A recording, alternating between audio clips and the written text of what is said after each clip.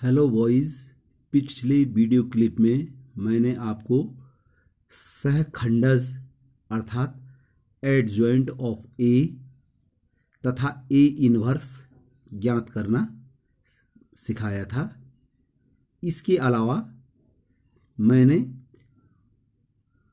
3 अज्ञात राशियों वाले समीकरणों को आव्यूह विधि से हल करना भी सिखाया था। अब मैं इस वीडियो क्लिप में आपके द्वारा प्रश्नावली 4.6 के पूछे गए कुछ प्रश्नों के बारे में कुछ प्रश्नों का हल आपको बता रहा हूं। ये आपके द्वारा प्रश्न 13 जो है आपके द्वारा पूछा गया था, प्रश्न नंबर 13। इसमें 3 समीकरण दे रखी हैं। पहली समीकरण है 2x + 3y + 3z = 5। दूसरी समीकरण है x - 2y + z = -4। और तीसरी समीकरण है आपकी 3x - y - 2z = 3। तो इन समीकरणों को आव्यूह विधि से कैसे हल करते हैं?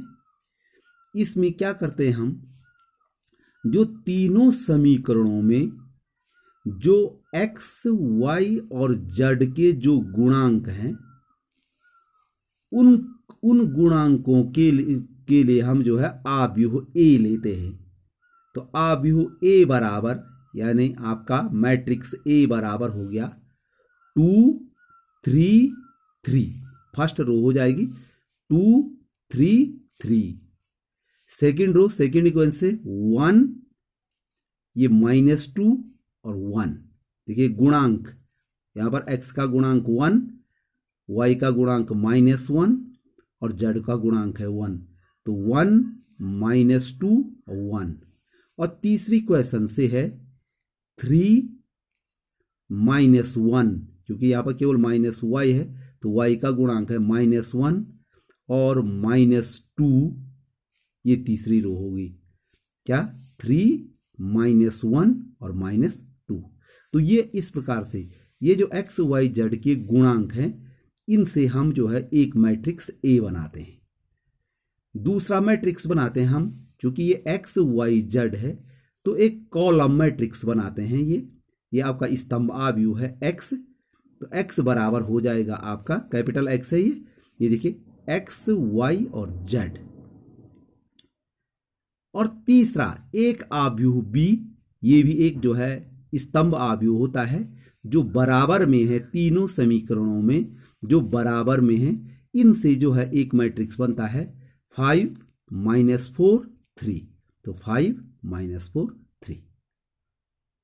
अब इसके बाद देख लीजिए आपको करना क्या होता है। इसमें आपको जो है x y z का मान कैसे ज्ञात करना होता है कि ये हमारा जो आता है वो इससे आता है। देख लीजिए कि यहां पर जो है आपका ax बराबर b, क्योंकि a जो है लेफ्ट साइड में है, उनके गुणांक ये x के गुणांक हैं। ये जो मैट्रिक्स A जो जिनसे बना है वो x के जो अवयव है x y z उनके जो है गुणांक हैं, और ये b जो है बराबर में है।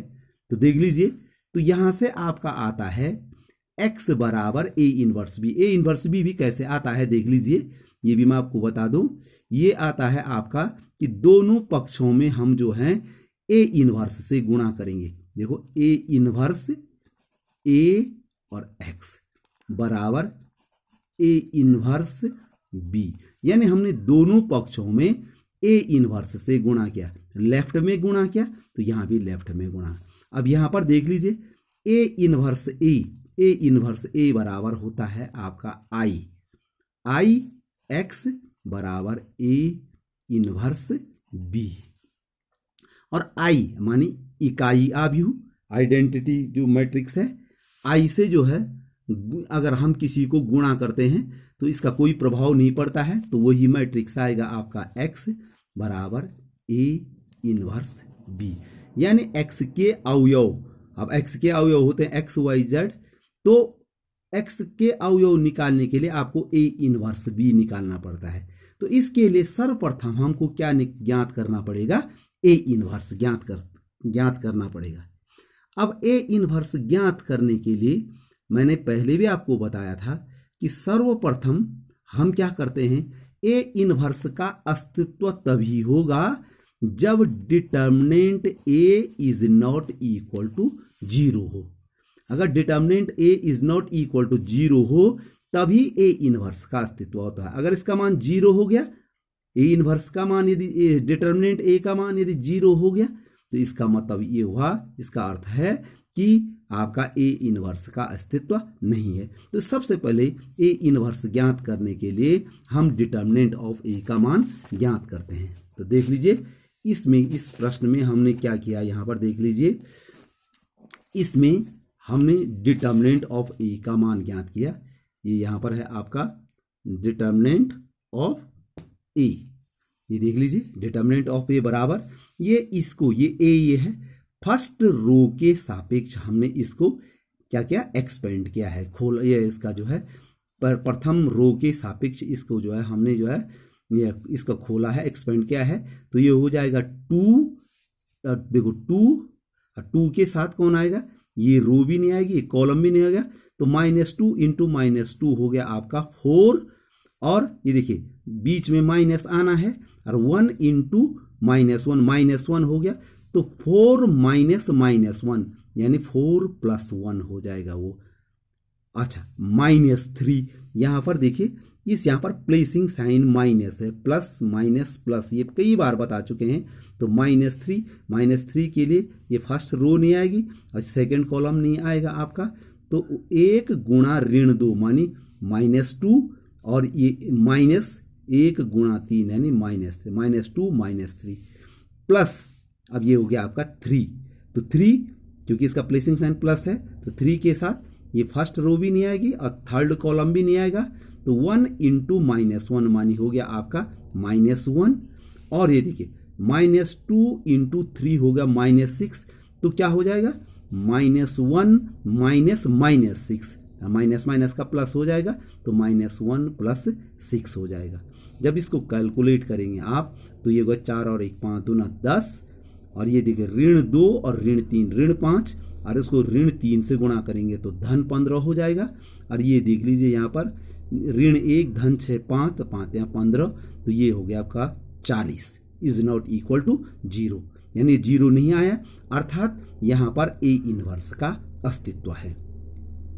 अब इसके बाद क्या करते हैं, हम इनके जो हैं आपके जो हैं सहखंड ज्ञात करते हैं। सहखंड, ये जो a है, a के प्रत्येक अवयव के, ये जो 9 अवयव हैं उसके, इसके सहखंड यानी आपका जो है क्या निकालना है, इसका को फैक्टर निकालना है। अब मैंने पहले ही बता दिया था, यहाँ पर देखो सहखंड को हम कैपिटल A11, ये देखो इसका सहखंड हो जाएगा, को फैक्टर हो जाएगा capital A11 A12 A13 A21 A22 A23 A31 A32 A33।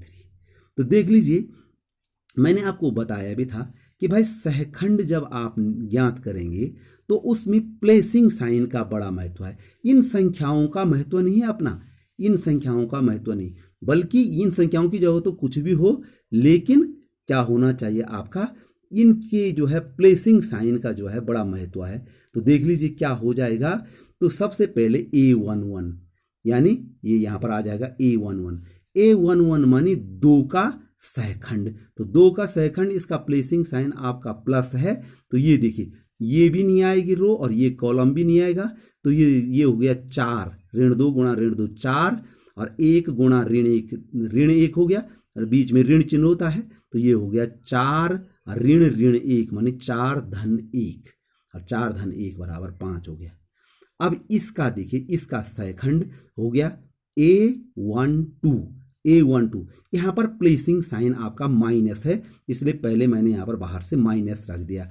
तो देख लीजिए, तो ये रो भी नहीं आएगी और ये कॉलम भी नहीं आएगा, तो 1 दूना 2 ऋण 2 और 1 3 ऋण 3, तो ये हो गया -2 -3 जो है आपका क्या होता है, -5 और -5 मानी +5 हो गया।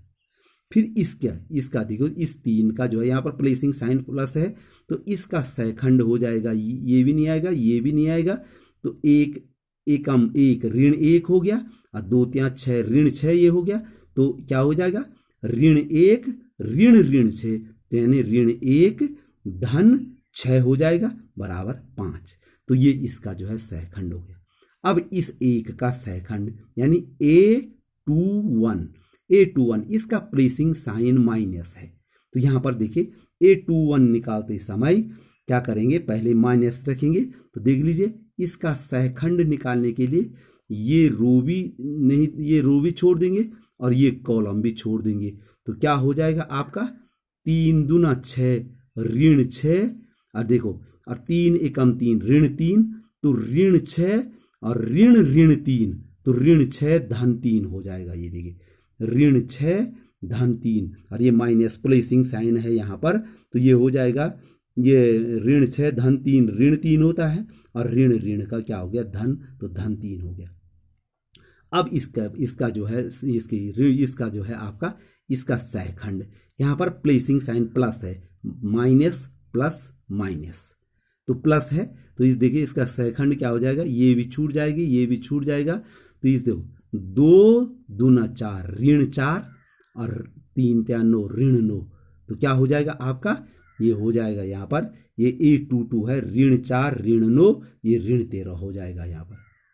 अब है A23 यानी इस एक का जो है सहखंड, इसका प्लेसिंग साइन माइनस है, क्यों, माइनस प्लस माइनस, तो सबसे पहले A23 निकालने के लिए हमने जो है बाहर से जो है माइनस चिन्ह रखा है यहाँ पर।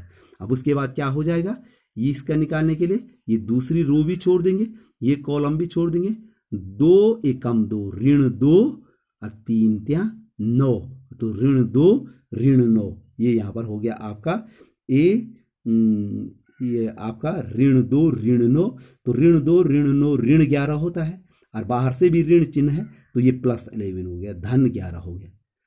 अब देख लीजिए, अब इसका जो है इस 3 का भी जो है आप सहखंड कैसे निकाल, इसका प्लेसिंग साइन प्लस है, प्लस माइनस प्लस, तो 3 का जो है क्या हो जाएगा, ये रो भी नहीं आएगी, ये कॉलम भी नहीं आएगा, 3 एकम 3 और ये हो गया आपका 3 दूना 6 ऋण 6 हो गया, ये ऋण 6 हो गया, तो ये हुआ 3 ऋण 6 हो जाएगा, तो धन हो जाएगा, तो ये हो जाएगा आपका A31 3 धन 6 बराबर हो जाएगा आपका कितना, 9 हो जाएगा।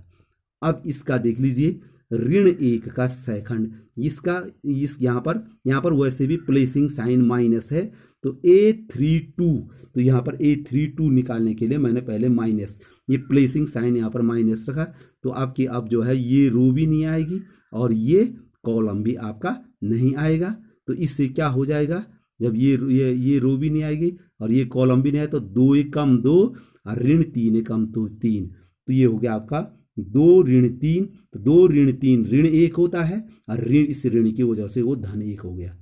तो अब आया आपका क्या, A33 यानी इसका देखो इस ऋण 2 का सहखंड, तो इसका प्लेसिंग साइन तो प्लस है, इसलिए कोई दिक्कत नहीं है, तो ये रो भी नहीं आएगी और ये कॉलम भी नहीं आएगा, तो ये हो गया आपका 2 दूना 4 ऋण 4 और 3 एकम 3 ऋण 3, तो ऋण 4 ऋण 3, तो ये यहाँ पर आपका हो गया ये ऋण 4 ऋण 3 बराबर हो गया ऋण 7।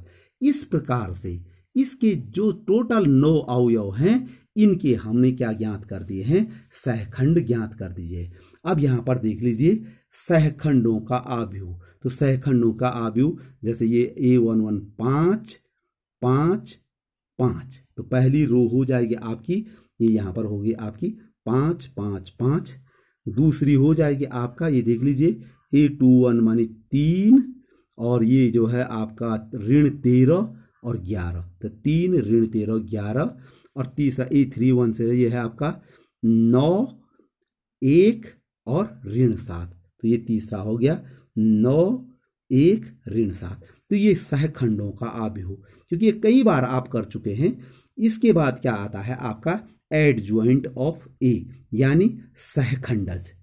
सहखंडज, ए का सहखंडज, तो क्या होता है, जो सहखंडों का जो आव्यूह होता है इसका ट्रांसपोज होता है, इसका जो है परिवर्त होता है आपका एडजॉइंट ऑफ। तो एडजॉइंट ऑफ ए बराबर, ये मैंने ये वाला आव्यूह यहाँ पर लिखा, इसका डैश लिखा हुआ है। तो डैश का मतलब इसका रो इसकी कॉलम में बदल जाएगा।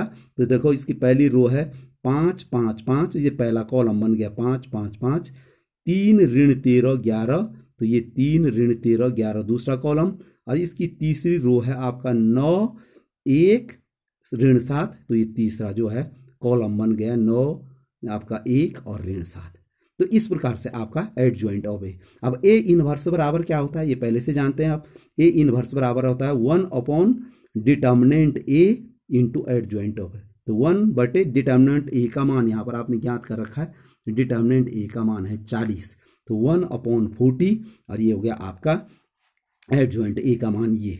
तो यहाँ पर हमारा ये ए हमने 40 का भाग फिलहाल नहीं दिया, तो ये हमारा ए इनवर्स निकल गया। अब जब हमारा जो है ए इनवर्स निकल गया, अब इसके बाद क्या करना है, जो मैंने अभी बताया था यहाँ पर, जो मैंने आपको डिटेल से बताया था कि ये क्या बताया था कि ए एक्स बराबर बी, तो आपका एक्स बराबर ए इनवर्स बी हो जाएगा। तो देख लीजिए यहाँ पर, ये यहाँ पर है ए एक्स बराबर बी इंप्लाइज दैट एक्स बराबर ए इनवर्स बी। अब एक्स का मान जो है एक्स वाई जेड है वो रख दिया, बराबर हो गया ए इनवर्स का मान है 1/40, और ये ए इनवर्स का मान है और इंटू बी, तो बराबर हो गया आपका एक्स वाई जेड 1/40 वैसे ही है। इनका गुणा देखो फर्स्ट रो का फर्स्ट कॉलम से, वही रो है वही कॉलम है। तो देखिए 5 5 25 ऋण 3 चौकू धन होना था, लेकिन 3 गुणा 4 ऋण 12 हो गया, तो ऋण 12 हो गया, धन 9 3 27 हो गया। तो पहली रो का पहली कॉलम से, बस एक ही कॉलम है इसमें। फिर देखिए अब दूसरी रो का पहले इसी कॉलम से, तो देखिए 5 5 25 ये यहाँ पर है, और ये 3 ये है आपका -13, -13 का जो है -4 से तो ये प्लस हो गया +52, और 1 का 3 से तो धन 3 हो गया। फिर तीसरी रो का इसी कॉलम से, एक ही कॉलम है वहाँ, तो ये हुआ 5 5 आपका 25 हो गया। और ये देखो ऋण देखो 11 चौकू 44, ऋण इसलिए हुआ कि 11 और ऋण 4 का गुणा ऋण 44 होता है, ऋण 44 हो गया, और ऋण 7 गुणा 3 ऋण 21 हो गया। तो ये बराबर हो गया आपका 1/40, इस इनका जो है जोड़ हुआ, इनका हिसाब हुआ 40, 80 ऋण 40, 40 का भाग दिया हमने, बराबर हो गया आपका 1, इसमें 1 बार, इसमें 2 बार, इसमें ऋण 1, तो 1 2 ऋण 1। ये देखिए एक्स वाई जेड बराबर हो गया 1 2 ऋण 1। तो देखो संगत पद मैट्रिक्स में आप पहले भी जान चुके हैं कि ये समान मैट्रिक्स हो गए, तो समान मैट्रिक्स में संगत पद बराबर होते हैं, तो इसका मतलब एक्स बराबर 1, वाई बराबर 2 और जेड बराबर ऋण 1। इस प्रकार से आप क्या करेंगे, इन सवालों को हल करेंगे आप। इसी प्रकार से आपकी द्वारा जो है 14वां सवाल भी पूछा गया था, तो 14वें सवाल को भी आप ऐसे ही करेंगे। 15वें सवाल को भी आप इसी प्रकार से करेंगे। मैं आपको 16वां सवाल, 16 सवाल भी कोई विशेष नहीं है, उसमें जो है आपको ये दे रखा है कि भाई सवाल ये था कि ये पहले कि 4 किलो प्याज, 3 किलो गेहूं और 2 किलो चावल का मूल्य जो है 60 रुपया है। 2 किलो प्याज, 4 किलो गेहूं और 6 किलो ये चावल का मूल्य 90 रुपया है, और 6 किलो प्याज, 2 किलो गेहूं और 3 किलो चावल का मूल्य 70 रुपया है। तो आपने ये ज्ञात करना था कि प्रत्येक के 1 किलोग्राम का मूल्य कितना है।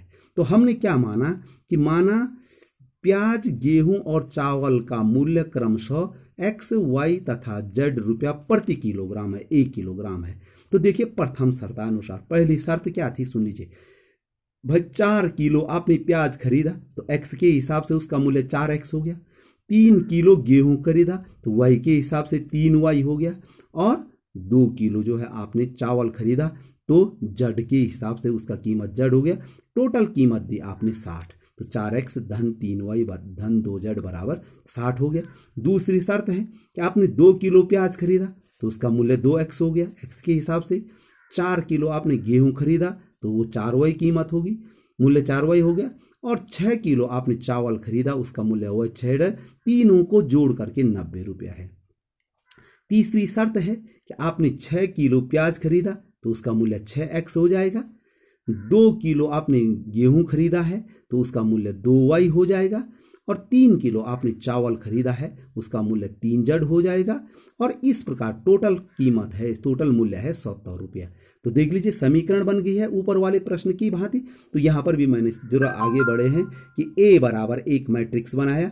तो मैंने कहा था क्या करना है मैट्रिक्स में, जो ये समीकरण हैं 3, इनके x, y और z के गुणांकों का एक मैट्रिक्स बनाना है। वो A होता है 4 3 2, 4 3 2, 2 4 और 6। तो 2 4 6 दूसरी रो होगी, 6 2 3, तो 6 2 3 ये आपकी जो है तीसरी रो होगी। तो ये आपका मैट्रिक्स ए बन जाएगा जैसे ऊपर वाले सवाल में हुआ था। और एक्स, एक मैट्रिक्स कैपिटल एक्स वो होता है आपका एक्स वाई जेड, क्योंकि इनके मूल्य एक्स वाई जेड है।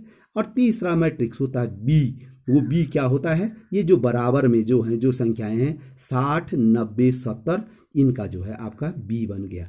तो अब क्या करना है, जिस प्रकार से, दोबारा बताने की आपको आवश्यकता नहीं है, जिस प्रकार से हमने प्रश्न नंबर 13 में जो है किया है, क्या किया है, अब हमारा ए एक्स और बी मिल गए हैं। तो हमको सबसे पहले ए इनवर्स ज्ञात करना है। ए इनवर्स ज्ञात करने के लिए सबसे पहले मैंने आपको अभी ऊपर के प्रश्न बताया कि आप डिटर्मिनेंट ऑफ ए निकालेंगे। अगर डिटर्मिनेंट ऑफ ए का मान यदि 0 नहीं आता है तो इसका मतलब ए इनवर्स का अस्तित्व है। तो यहाँ पर निश्चित तौर पर जो है, चूंकि ये सीधा सवाल है, इबारती प्रश्न है, तो डिटर्मिनेंट ए का मान 0 नहीं आएगा। डिटर्मिनेंट ए के बाद जो है आपका, उसके बाद आपने जो है सहखंड निकालने हैं, A11 capital A11 A12 A13, ये सच 9 के 9 निकालने हैं। फिर सहखंडों का आव्यूह निकालना है जैसे हमने कहा था। उसके बाद एडजॉइंट ऑफ A निकल जाएगा, यानी उसका ट्रांसपोज हो जाएगा। उसके बाद A इनवर्स हो जाएगा, 1 by determinant A into adjoint of A inverse निकल गया। और तब इस सूत्र की सहायता से, जो सूत्र हमने कहा था कि भाई कि ये ए एक्स बराबर बी होता था, एक्स बराबर ए इनवर्स बी, उसकी सहायता से जो है हम किसका मान निकाल, एक्स बराबर ए इनवर्स बी, और एक्स, इससे हम एक्स वाई जेड के मान हम ज्ञात करेंगे। और एक्स वाई जेड के मान जब हमको ज्ञात हो जाएंगे तो इससे ये हो जाएगा कि हमारा जो है 1 किलो जो है प्याज, 1 किलो गेहूँ और 1 किलो चावल का मूल्य हमको प्राप्त हो जाएगा। ओके।